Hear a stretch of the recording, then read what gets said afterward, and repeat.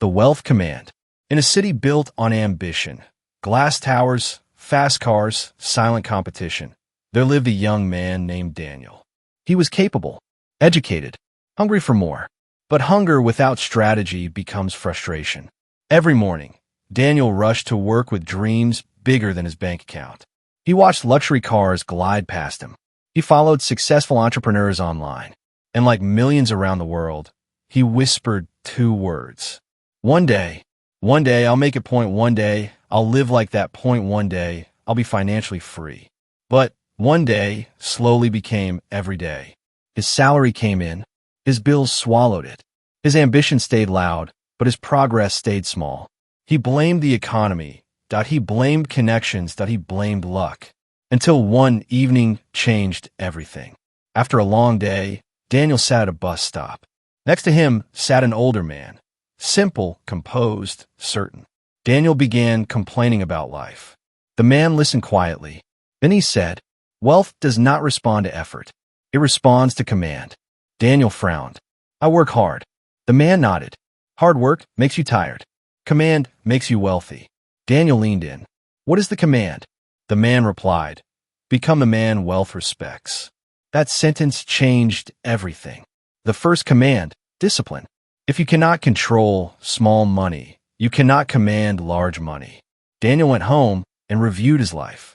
Subscriptions he didn't need, spending to impress people, impulse purchases to feel successful. He wasn't broke because he earned too little. He was broke because he lacked control. Luxury isn't expensive things. Luxury is self-mastery. Daniel cut unnecessary spending. He built savings. He stopped performing wealth and started building it quietly. And something powerful happened. When desperation disappeared, confidence appeared. The second command, become rare. Months later, the man told him, "Income follows value, and value increases when you become rare." Daniel realized he was replaceable. Thousands could do what he did. Wealth flows toward people who solve problems at a higher level. So he upgraded himself. He studied communication, he learned negotiation, he built digital skills, he trained daily. While others consumed entertainment, Daniel consumed education. He stopped asking, "How can I make more money?" He started asking, "How can I become more valuable?" Within a year, his income doubled. Not because he demanded it, but because he deserved it. Money began respecting him. The third command, ownership. One evening, the man said, "If you only work for money, you will always chase it. When money works for you, you command it." Ownership changed Daniel's thinking. Employees earn income. Owners build leverage. Daniel started small. He invested, he built a side business, he created assets. He made mistakes, but discipline protected him. Over time, his assets began producing income without his constant effort. His salary became secondary. He no longer thought like a worker. He thought like a builder. The fourth command, elite thinking. The final lesson came quietly. Wealth begins in the mind. Fear blocks opportunity. Hesitation kills momentum. Small thinking creates small results. Daniel realized his biggest limitation had never been money. It had been belief. He stopped saying, "I hope." He started saying, "I decide." He set bold goals, he measured progress, he surrounded himself with ambition. He stopped reacting to life. He designed it. Luxury, he learned, is clarity. Clarity about your standards, clarity about your direction, clarity about who you are becoming.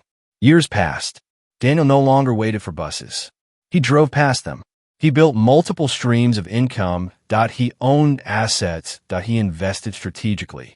But more importantly, he built discipline, value, leverage, and mindset. People asked him the secret. They expected luck. He gave them structure. Wealth is not emotional. It obeys order. Command your habits. Command your growth. Command ownership. Command your thinking. Stop wishing. Start building. Stop copying lifestyles. Start creating assets. Stop performing success. Start becoming powerful. One evening, Daniel returned to the same bus stop where everything began. The old man was gone. But Daniel finally understood. The man was not just a person. He was a principle. Wealth is not random. It is commanded. And once you understand that, you stop chasing luxury. You build it. You design it. You own it. That is the wealth command.